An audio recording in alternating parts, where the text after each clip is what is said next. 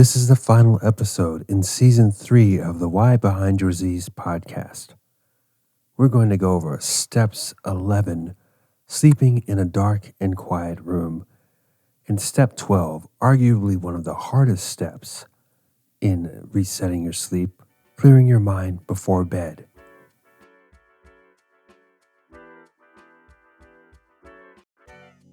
Welcome to the Why Behind Your Z's podcast, the show that helps you maximize your sleep one night at a time. Brought to you by sleepyoudeserve.com.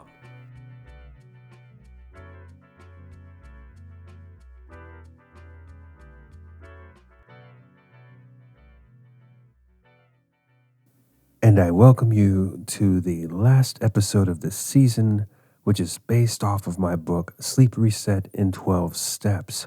It is available in ebook format on all the major publishing platforms and also available in paperback form. And as always, you can check the show notes. You'll sign up and get weekly sleep coaching emails from me for free and 2 free chapters of the book to help you get started. And what we're going to talk about today is basically the end of the 12 steps. It's not the end of my book if you buy the book, but it is the end of the 12 steps. They are meant to be done in mostly linear fashion and visited a few times before they start to set in. And towards the end is when you're going to do the final touches on your room to not just encourage sleep as you go to bed, but throughout the night should you wake up in between cycles. And then the final touches for your mind space as you put that head to the pillow. And we're going to start with the room. Step 11, sleeping in a dark and quiet room, completes the bedroom setup need for optimal sleep. Cool, dark, and quiet. The last episode we talked about how to get the room cool or why you should have it cool. And here we're going to talk about the need for it being dark and the need for it being quiet. Again, not just at bedtime, but throughout the night. Now, I remember in elementary school, we learned about rods and cones in the eyes. They told us rods help us see better at night and cones help with the day. Decades later, while improving my sleep science knowledge, I learned that they were technically called photoreceptors. Photoreceptors are a key part of your circadian rhythm as they help signal to your brain when to start producing stress-stabilizing and happy hormones during the day, and also when to start releasing melatonin at night. Now, we generally know that sleeping in the dark is best, but it doesn't take much light to keep you up. The tiniest of lights won't prevent melatonin from releasing, but they can become a distraction when you are trying to fall asleep. You might be surprised at how not so dark your room is when you turn off the lights.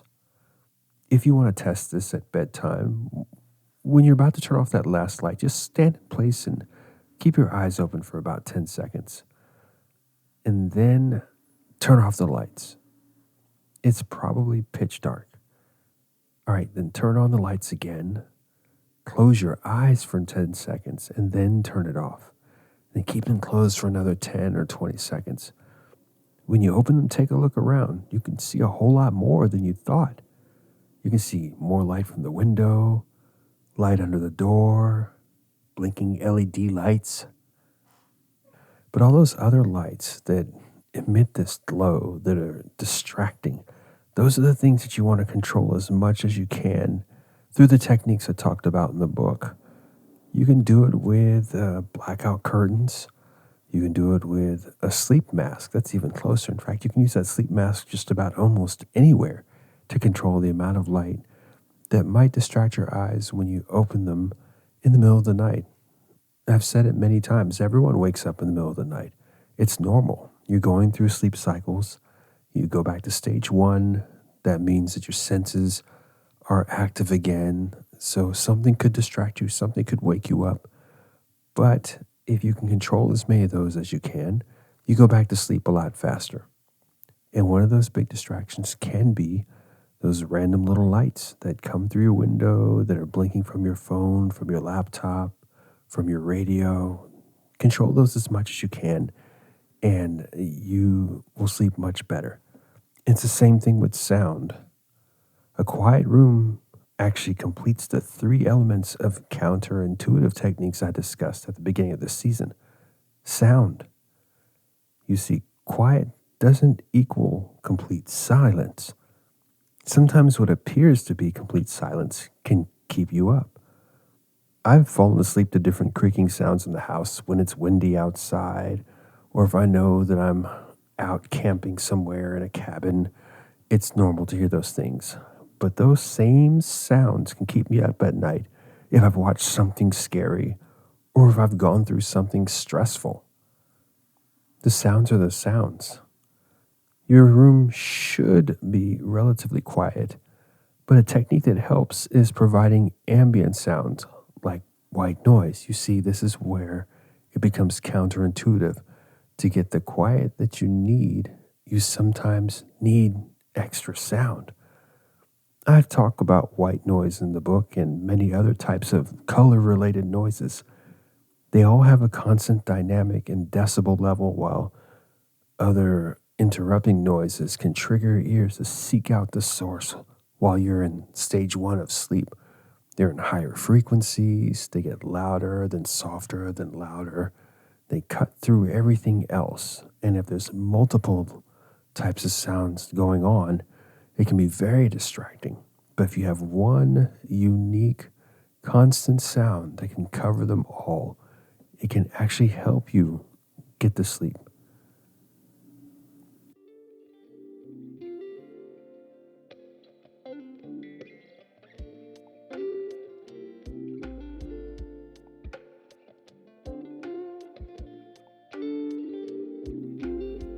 And step 12 is arguably the hardest step and main reason why people have difficulty sleeping. To me, it's a close race between avoiding the bedroom and having a relaxed mind at sleep. Those to me are the two hardest things to do when you're resetting your sleep, but they are doable. And you know what? It might be an obvious step to you. Be relaxed in the head before you go to bed. Yet so many people, including myself at one time, do the opposite. In the book, I talk about different brainwave speeds that generate heat and electricity depending on the activity. If you can get your brainwaves to that theta wave speed, that's close to what it's like when you're in stage one sleep. And it's also the same type of brainwave speed that happens when you are meditating. You can pass out in minutes if you can get your brain at theta wave speed just as you're hitting the pillow. And for closing this episode, let's do a mindfulness meditation. We're going to employ one technique that can demonstrate what I mean about getting those brain waves down to an appropriate speed for sleeping.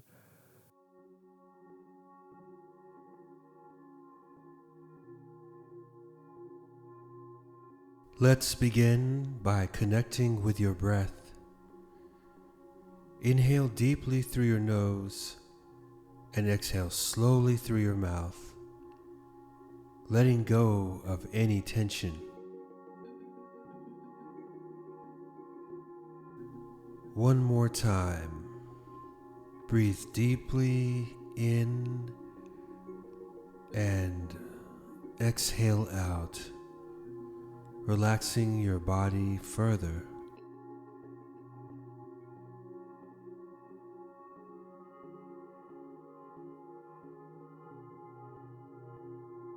Feel the rise and fall of your chest with each breath. With every inhale, you'll gather positive energy, and with every exhale, you'll release a short affirmation, speaking it either softly or in your mind.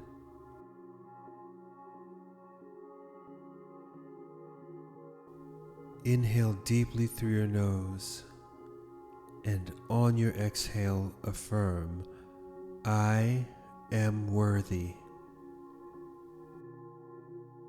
Feel the truth of that statement as you exhale fully. You are inherently valuable. You are working on your sleep because you know this. Inhale again, filling yourself with calm, and exhale. Affirm, I am confident. With each breath, feel your confidence growing. Trust in your abilities. Every step forward you take in self-care, no matter how small, is a confidence builder.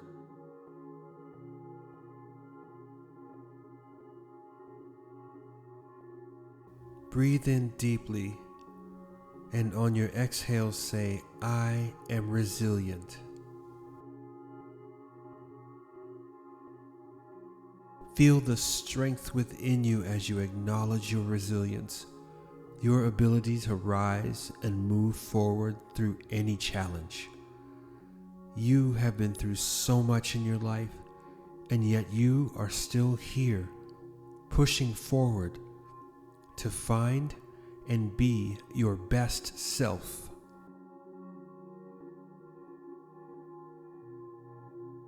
Inhale fully, and as you exhale, affirm, I believe in myself. Let that belief settle deeply in your being, knowing that you are capable of achieving whatever you set your mind to. If you didn't believe in yourself, you wouldn't be taking this moment for yourself to rest and recharge.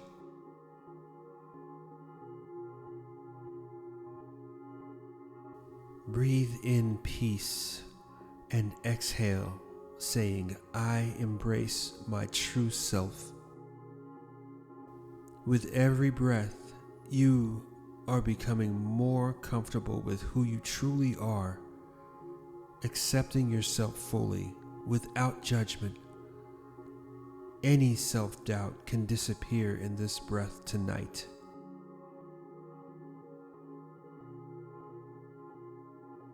Inhale deeply, and on your exhale say, I am strong. Feel that inner strength growing, knowing that you have the power to overcome any obstacles life may present.